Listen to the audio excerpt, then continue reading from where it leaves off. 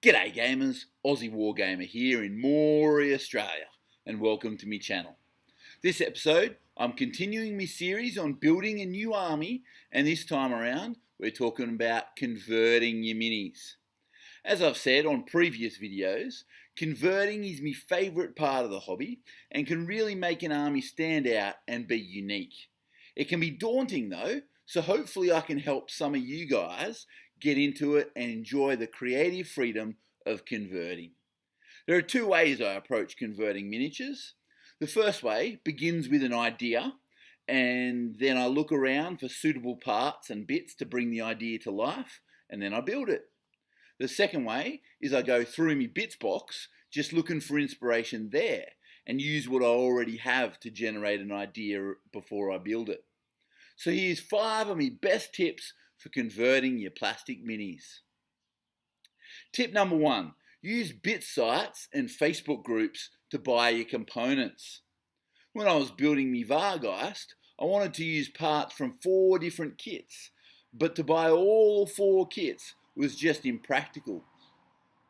I bought the 2 kits that I used as the base of the minis, but then I jumped on eBay and got the heads I needed and a Facebook buy sell swap group to grab the wings. These are great resources to save a few bucks, and you should definitely check them out. My second tip is, don't be afraid to cut things up. Vince Venturella has done a great video on this, which is in the description below. But the main point is that you shouldn't let the fear of making mistakes stop you from taking creative risks. As Bob Ross would say, when creating, there's no such thing as mistakes, only happy accidents. With a little bit of green stuff and some plastic glue, you can fix anything you need to.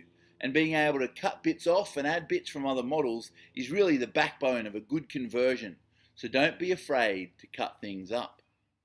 My third tip though is to have a plan before you do start cutting.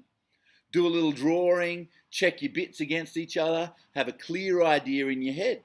This is going to prevent a lot of headaches as you go. We have a saying here in Australia, which is prior preparation prevents piss poor performance. The long and short of it is know what you're doing before you do it. Tip number 4 follows on from that, and that's make sure you dry fit everything before you glue it. Sometimes when you're adding things to models, they don't quite fit right or need to be altered slightly so they don't get in the way of other elements on the model. And sometimes you glue something on and realize that it just doesn't work.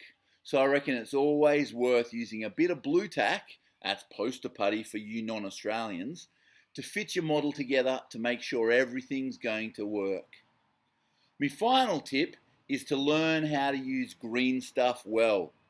There's a bunch of great tutorials on YouTube, and being able to manipulate green stuff and other putties is a real boon for your conversion goodness. It can be a little tricky when you first start, but once you learn how it works and how to manipulate it, a whole world of customization will open up for you.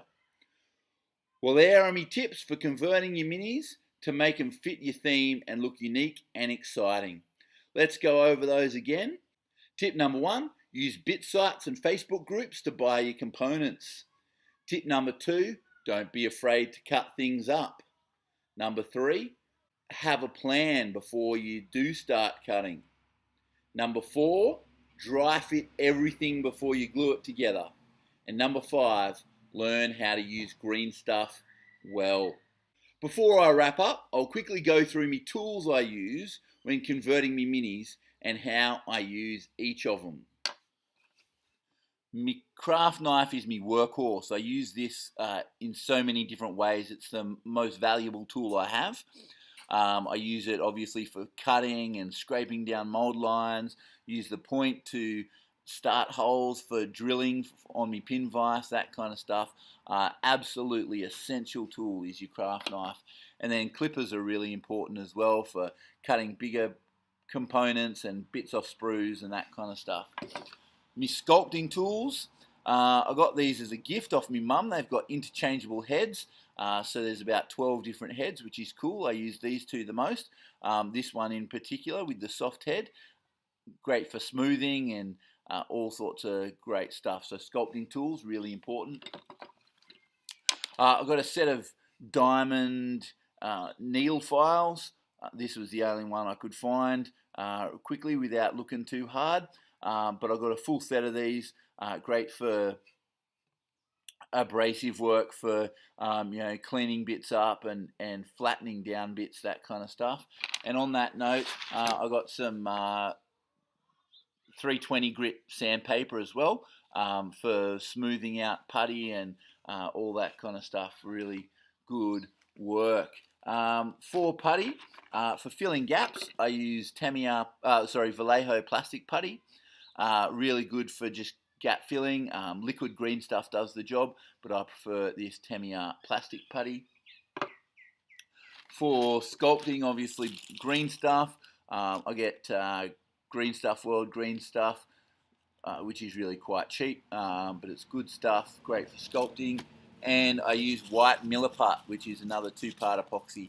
White Milliput for bigger sculpting and sculpting on bases and that kind of stuff. And then my glues. Actually, I'm better showing you pin vise. This is just a cheap pin vise that I bought off eBay. Super cheap, but does the trick for drilling holes for pinning and that kind of stuff. Me glues, I use Revel poly cement for gluing me plastics. This creates a really great bond and welds the two bits of plastic together. And my super glue is Zappa-Gap. This stuff is amazing. I love Zappa-Gap. Best super glue I've ever used. Fantastic stuff. Well, that's all from me. I hope the video was helpful for you.